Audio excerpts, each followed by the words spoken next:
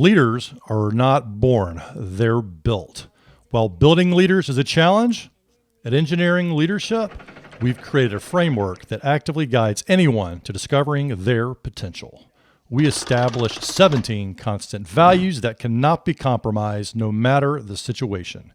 They offer insight to the core of leadership and provide a starting point that simplifies the world's most complicated topics. With these constants, you will be able to empower yourself and your team to tackle situations deemed impossible. Doug Hawk, your host of Engineering Leadership. We've got Nat Natarajan with us today. He's the EVP and Chief Product and Technology Officer for Ancestry.com. He obtained his master's in industrial engineering from Clemson, so that's his tie to Clemson. We'll talk about that a good bit and how it inspired some of his work and set him on his path. And Nat was kind enough, of all the 17 constants in our engineering leadership framework, the one that probably had the most sort of trepidation for me in terms of getting someone to tackle it was love. Something that we don't often think about in engineering terms, but something that I often refer to as the most underused human superpower out there, and certainly something that I think when it comes to leadership is a core element of leading people and doing it in the right way with the right results. So Nat, thanks for joining us. And I just wanted to start right there. You know, why love? Why start there? Of your experiences, how has that shaped you as a leader and the impact you've had on the folks that you're leading? Thank you, Doug. I'm super excited to have this conversation with you and the rest of the engineering students at Clemson. So leadership, what is leadership? And I define it as two things. It's bending the line. So if there's a line which is straight, the job of a manager is to make sure that the line does not deviate from that, from the trajectory. And the job of a leader is to bend the curve. Bend the curve into a future which is uncertain and different than what it was before. And secondly, I define leadership as inspiring people to a future vision of technology, of state of company, state of a community. That is leadership. How do you inspire people to do that? And I found that leadership is tough, it's hard, it is very rewarding, but it is challenging. And the only thing which gets you over these challenges is to focus on love of people. You cannot go far without people. A single individual has certain limitations, but a group of people have almost no limitations. So how do you inspire them? And love is a key way of inspiring them. Secondly, passion for your craft. And passion and love are synonymous because you love something that you do and you wake up every day and you're excited about it. So I think love is an incredible aspect of it. And third is about mission driven. Do you love your mission? Do you love what you're doing? Do you love the values? You wake up every day and you're like, I'm going to get here. So love is such an integral part of leadership, which is why I chose it. People don't, it may seem mushy and seem a little uncomfortable to talk about, but every challenge that I've had in my career, I've found that if I have an attitude, a perspective of love towards the individual, towards the human being, towards the team, I'm able to get to a better outcome. And I'm able to do a lot more as a result of it.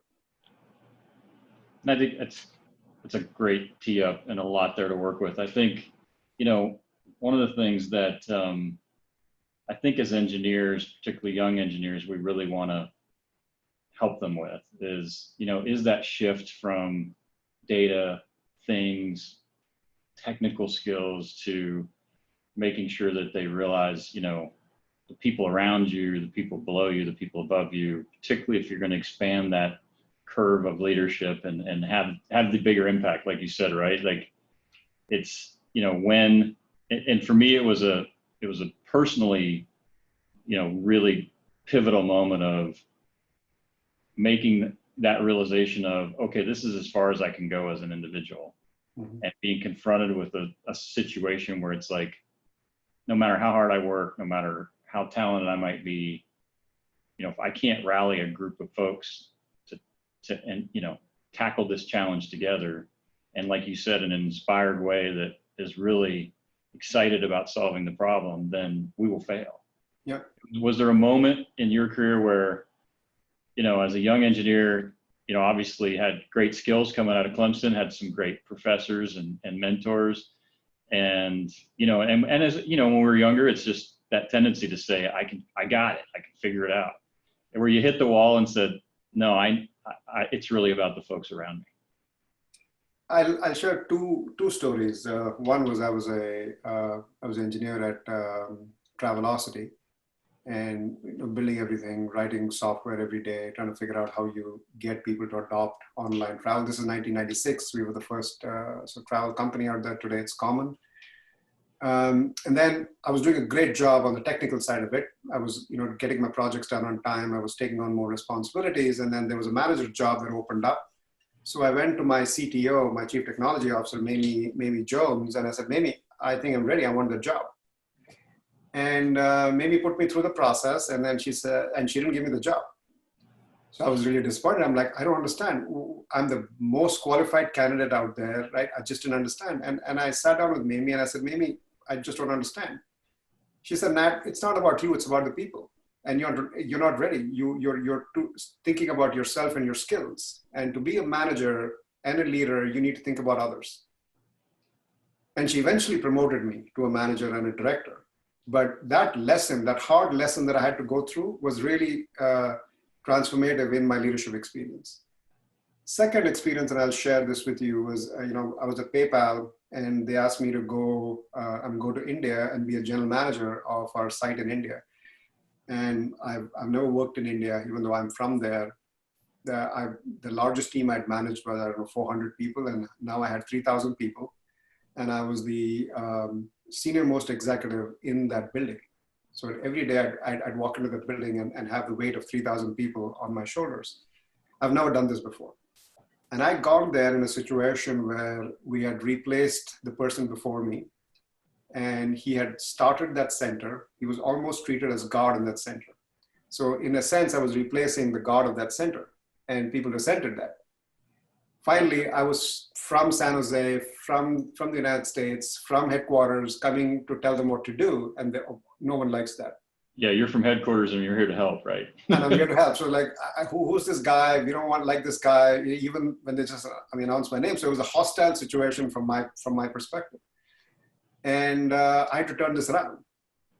And I found that the only skill I had to use was show genuine caring and love for the people around me. It wasn't my technical skill, wasn't my domain experience, not what I had accomplished at PayPal. It was care for the human beings around you. And if you do that genuinely, right, in a matter of 3 months, I got people to turn around. I don't think any program, anything that I would have done or more money I would have given them would have changed it around. And I still carry the pen around with me. When I left, finally, a year after that, they gave me a Mont Blanc pen with my name on it and said, Nat, I think you should stay. So it's one of my most treasured, gifts, because it was a learning moment for me, really. Yeah.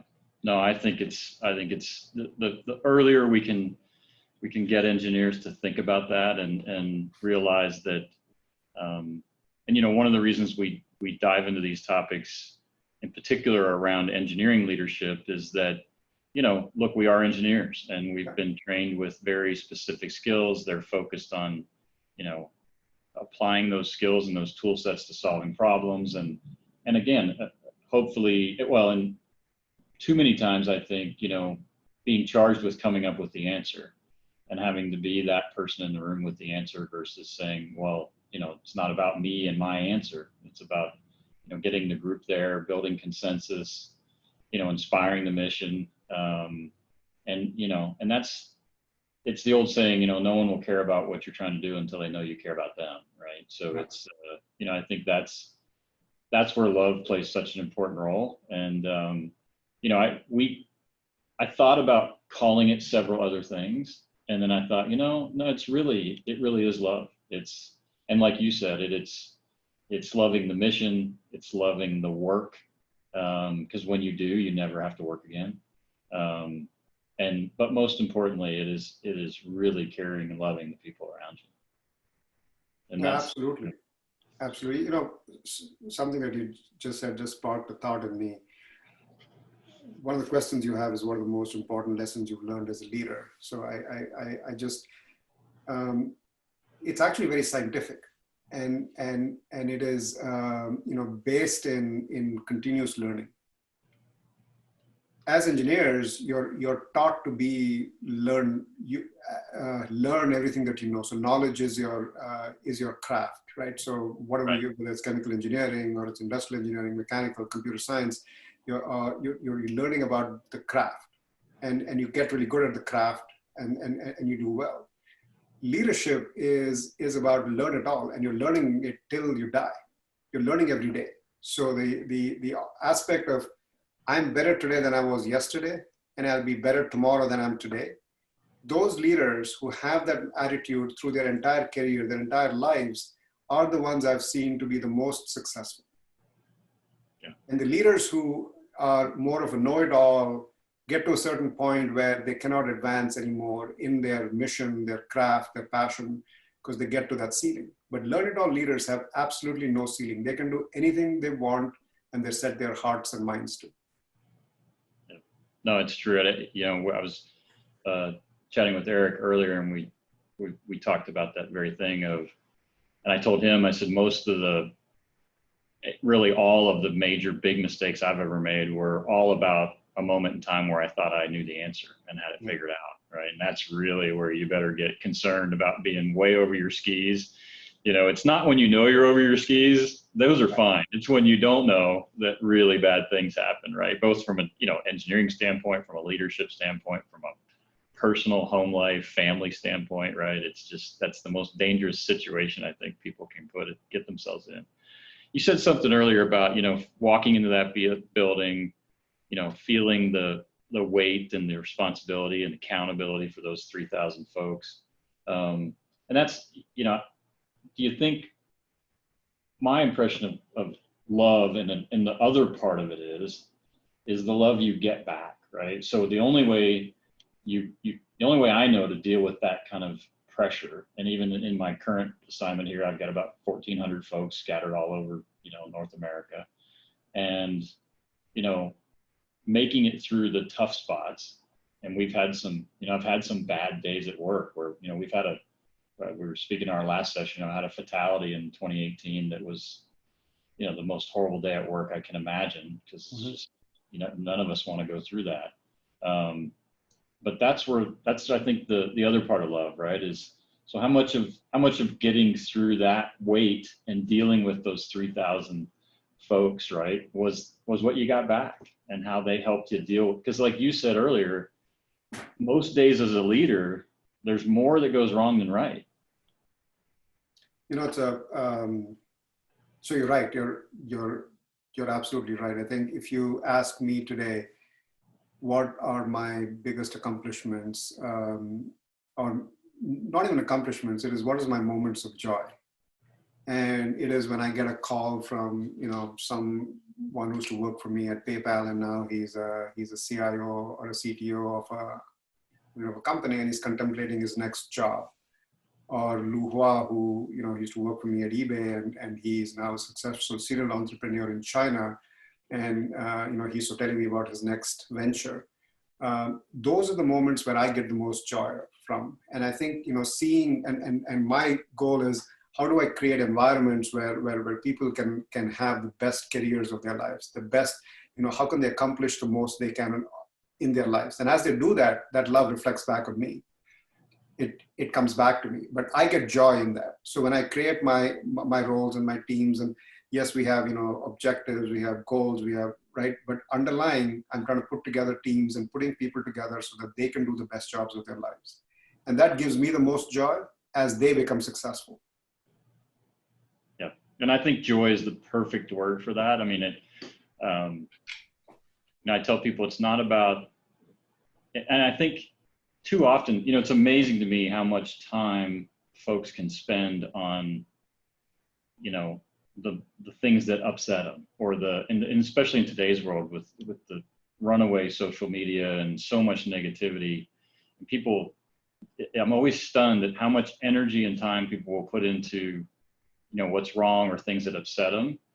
And then they spend very little time reflecting on, well, when's the last time and I don't mean like satisfied or happy, but I do think joy is the perfect word. When were you just overjoyed with the situation and the outcome and the experience?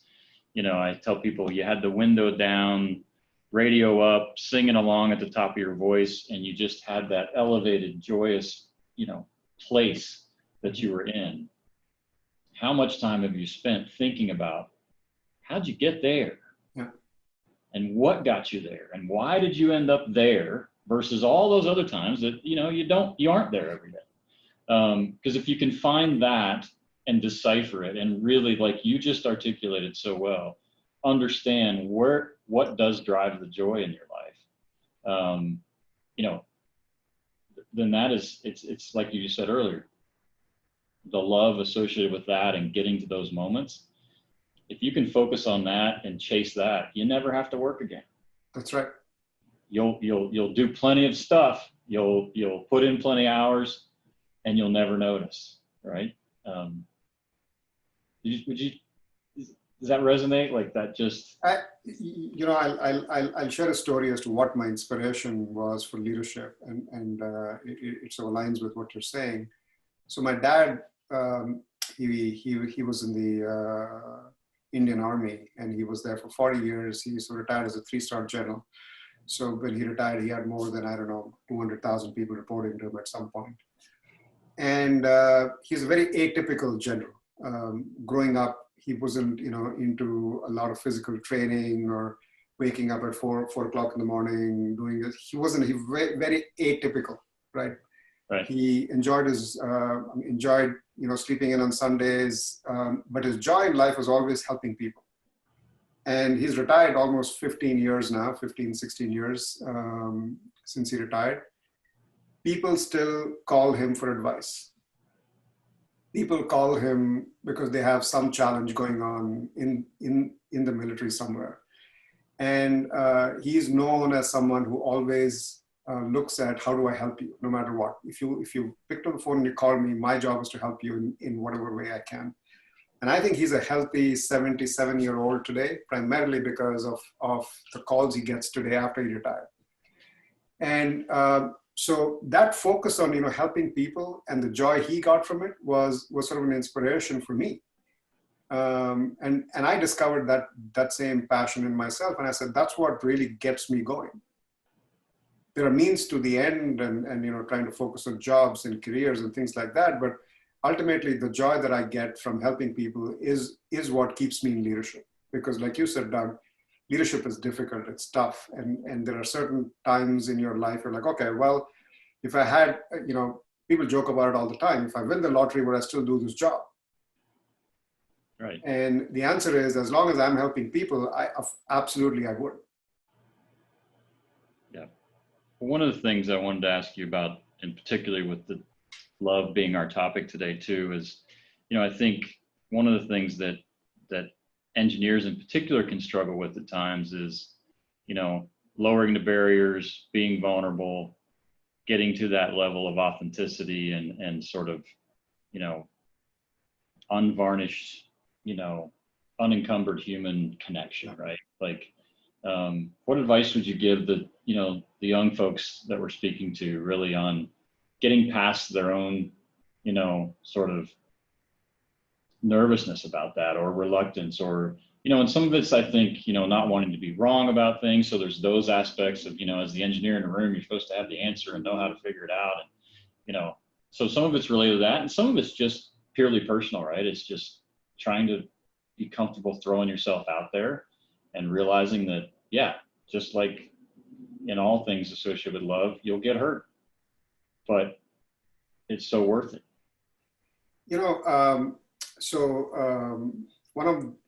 One of my other leaders who taught me about vulnerability as being probably one of the biggest skills a leader can have was John Donahoe, who he was the CEO of eBay, and now he's the CEO of Nike. And John, larger than life leader, and he always had 3 things that he's working on to improve himself. Anyone in the organization could ask him, "Hey, John, what are you working on?" And he would pull out his list from his pocket and say, "These are 3 things that I've got feedback on, and I'm working on it." And what he did by doing that was, it's okay not to have all the answers. And it's okay. And what that does, and what that did for him and is doing for me today, is you get more people who want to help you. Yeah. You engender, people genuine interest in saying, "Hey, I see that he or she is a human being, and every human being has some challenges. And how can I help that human being be more successful?" And that genuine connection forms. But if you're always seen as the know-it-all and I'm smarter than you, then that engenders distance.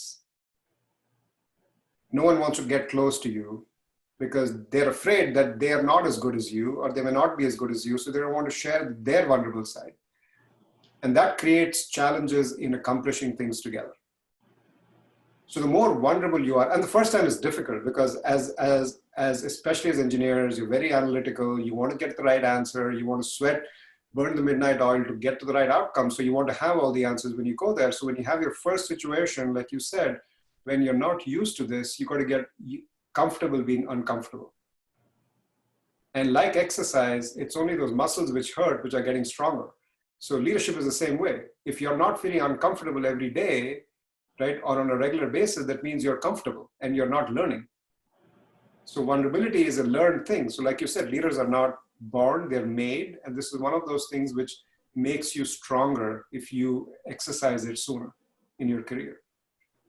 And I think recognizing that as a leader, the burden is you got to go first, right? Like you've got to be the one that lowers those barriers, expose yourself, because again, that's the burden of leadership, is being comfortable with that. But that's also the reward of leadership, because and again, like we talked about with loving what you do and loving the people you're with, that which comes back is so many more times multiplied, right? And absolutely.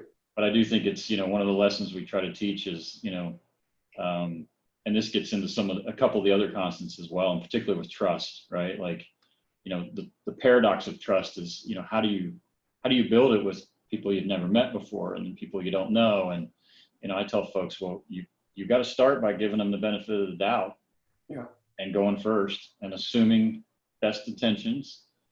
Will you get hurt? Yes, but 99% of the time you're going to build trust, and that can lead to love and inspiration, and that's the core and the heart of leadership, right? So it's so I just super excited about your willingness to talk about those topics today. I did want to get into Ancestry.com just a little, your current assignment. Yep. And because I think you said earlier, there couldn't be a more human connected technology that you've ever seen. But just tell us a little bit about like that mission, how excited you are to do that kind of work now with again, everything you've learned about leadership along the way. I'm very humbled that I have this sort of responsibility and this opportunity now. And in these times when, people are striving to point out differences more than similarity across the world, I see one of the missions we have at Ancestry is to tell people how much more connected we are as a human species than we are separate. So we have 18 million DNA samples, the largest in the world, and we see so many sort of connections through that. We see more people who are connected through our family trees. We have close to, I'm trying to figure out the number, about 100 plus million family trees on our site, and we see so many different different connections.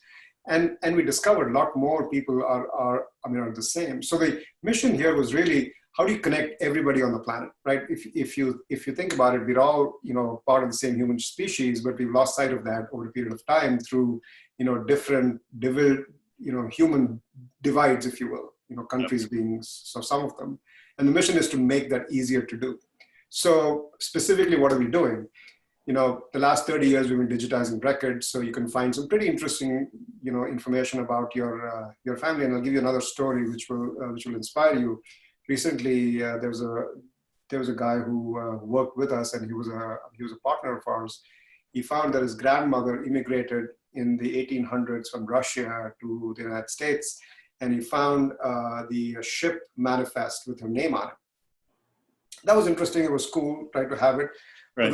But the more interesting thing was he found that she had listed herself as a male because in those times, females of that age couldn't go on that ship. So that was a pretty inspiring story. And then now the rest of his family started talking about it at Thanksgiving and different occasions through the year. And it took a lot of effort for him to get to that nugget of discovery or story about his family. And what we're doing is, how do you make that easy? So if you're not a genealogist and that's not your hobby, how do you serve up these stories with all the records we have and surface them to you? And I'll give you an example of what we did. So we've had this newspapers.com as largest 500 million online newspapers. And we've had this record collection since 2012. And so two things happened. One, my engineers put all the data in the cloud 2 or 3 years back, and we started using machine learning, artificial intelligence to go and mine that. And we found that the richest source of family relationships was in obituaries. So they were able to go and mine, not from the 500 million newspapers, obituaries. So how do you go and search for them using computer vision? How do you figure out, what are the relationships, son of, father of, mother of, etc., and create, personal discoveries for our subscribers. And within a matter of 3 months, it was our largest record collection. Wow. Of the 27 billion records that we have.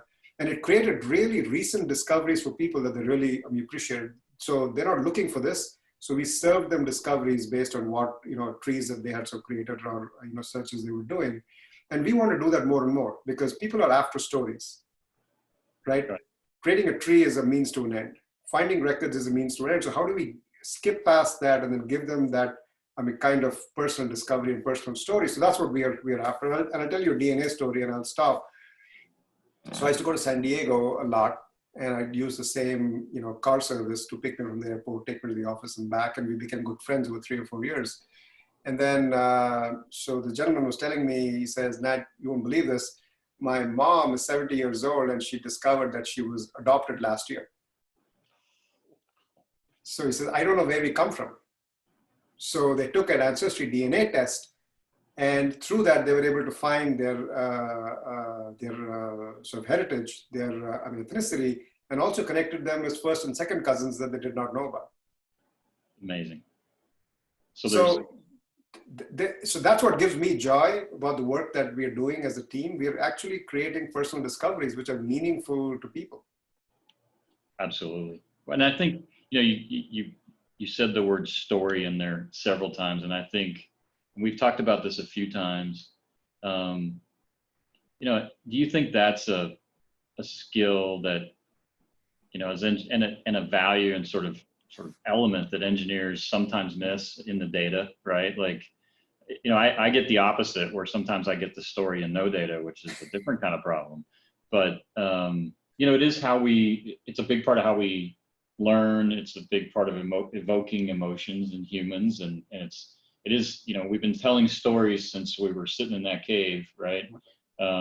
Such a fundamental capability and skill set that I think, as young engineers and certainly as leaders, you have to work at being good at, right? And recognizing that, man, and that's where love often comes in, right? Like, how many fabulous love stories have survived all the thousands of years of history that we still know, right? And that are still part of our literature. They're still part of our history. Many of those, if you look at those as a percent of like our human, sort of legacy, how many are love stories? Yeah. A whole lot of them, right? Like, because they're so meaningful to people, so impactful. And that's what, gets people's passion and inspiration aligned with, achieving the objectives that, that we do have to get done, right? We do have to get the work done. We've got to achieve the objectives. We have to get it done and produce the result. But, if we miss the why behind that, then, it's sort of really missing the point, right? You're absolutely right. I think, So if you read the Homo Sapiens by Yuval Nahari, Not read it yet, but I was going to ask you about books in just a moment. So let's go there. it's an amazing history of the human species, and it talks about stories being a evolutionary difference between us and, you know, thousands of years back, we were no different than the sheep or the goat, and how did the human beings over these, 2000 plus years become the dominant force on this planet, and telling stories is one of them. So why is it important, I mean, as a leader, to your point, is if you believe that leadership is about inspiring people for a future, that's their way of connecting. So stories are the way of you connecting the today to the future that you see. And we think that way. So if you can evoke a story from the heart, people latch onto it, and they're willing to go on that mission with you. If you think about, you know, the famous quotes, JFK talked about going to the moon. It wasn't about, you know, just going to the moon, or these are the number of engineers I need in NASA, or this is the kind of rocket I need. It's about, can we make this a human achievement? And not only getting to the moon, but bringing them back. So that story inspired, you know, amazing human achievement. Right. And I think that's the power stories have. So as a leader, you have to figure out how to inspire people. And the most effective way is if it comes from the heart and it connects to a story which inspires, right? Yeah. Well, it's it only takes you so far. You know, they might not remember what you said. Yeah. They might not remember, you know, when or how you said it. They will always remember how you made them feel. Yep. Maya Angelou. Yeah. And it's like, it's a never heard a better quote or a more accurate quote in terms of, you know, when you're talking about leadership and engaging, you know, the people around you. And it gets into a lot of areas where you know, when we're doing coaching of, you know, young managers in particular, and it's, you know, they're in that first sort of supervisory assignment, and they want to have all the answers, and they want to be right, and they want their team to know that they're on top of it, and you know, it's always have to get them to slow down just a little bit and say, hey, you know, particularly when you're delivering tough news, right? Like that's the other thing. The other place I think, you know, love really plays an important role is, you know, not everything goes well. Not every job is done right. Not every, you know, I mean, and we've got to, you know, and, you know, part of being a leader is you've got to, you know, you have accountability, and you got to impart accountability, and, you know, again, hold people responsible for getting things done. And you do have to deliver tough news a lot of times. And I think that's the other thing I've found is that's where, you know, that love and a connection and a personal sense of caring is probably the most important, right? Because otherwise they won't hear the feedback, right? They won't be able to internalize it. They won't be able to get better from it. And that coaching moment and the, you know, the lessons learned that you're trying to impart, you know, don't penetrate, right? Because if they don't come from a spirit of caring about the person and having that, you know, love for the work that you're trying to translate for them, it just bounces right off, right? So that's the other thing. I just, you know, it's rewarding on the best days, but it's essential on the bad days. Absolutely. I think, you know, your human empathy, and if you cannot find a way to empathize with people, they won't hear your message. So much about communication is about that. It's not about you talking about what you want to communicate. It's about, do you understand your audience? Do you understand their feelings? Do you understand where they are? And that is crucial. I mean, in fact, you know, as a book to recommend, especially to engineers, it is the Emotional Quotient, or EQ. I don't know if you read that book. That's a classic of mine, because it sort of opened my eyes on how much the human connectedness makes a difference in the message you want to convey. And as engineers, you want to convey the data. Right. Because you have complete control over that, and you have mastery over that. But I think if you miss the EQ part of it, it's hard to get that message across. Yeah, I like that one. I like a lot of Danny Goleman's work is really amazing work. that one, and I think, you know, I don't know if I don't know if you've ever read Carol Dweck's original work on mindset. You know, that No, you know what? I'm mindset. going to take that down. This is my learning of the day. Yeah, it's the book title is called Mindset. The author is Carol Dweck. She's a professor she's somewhere on the West Coast. I forget what school, and a practicing psychologist. The most important thing I got out of that one was the whole first half of the book is you know, talking about educating kids and children, and I started reading it because when I first had children, I was like, you know, I want to get good at this dad thing, and I had no reason to believe I would just naturally be good at it, because like everything takes work, right? Build it. And yeah, her work in that area is amazing. It is, you know, a big sort of seminal foundational part of the engineering leadership framework, right? Is making sure that, you know, people understand this is, you know, it's built, not born, right? Like this, you can do this. And if you have that learning mindset that says, you know, you're open, you're always questioning, and you're never having, you know, you don't go in these situations with what she calls a fixed mindset, saying, okay, well, it is what it is, or I was born with this, or this is all I get, or, you know, never that, right?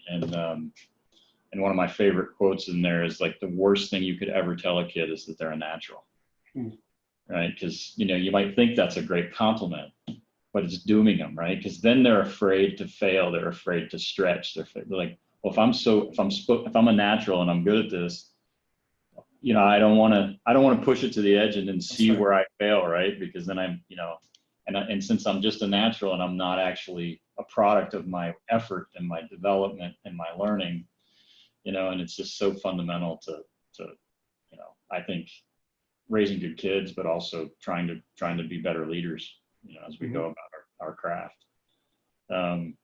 Well, I know we're running up against our time. We could probably talk for hours. I can't thank you enough, Nat, for doing this.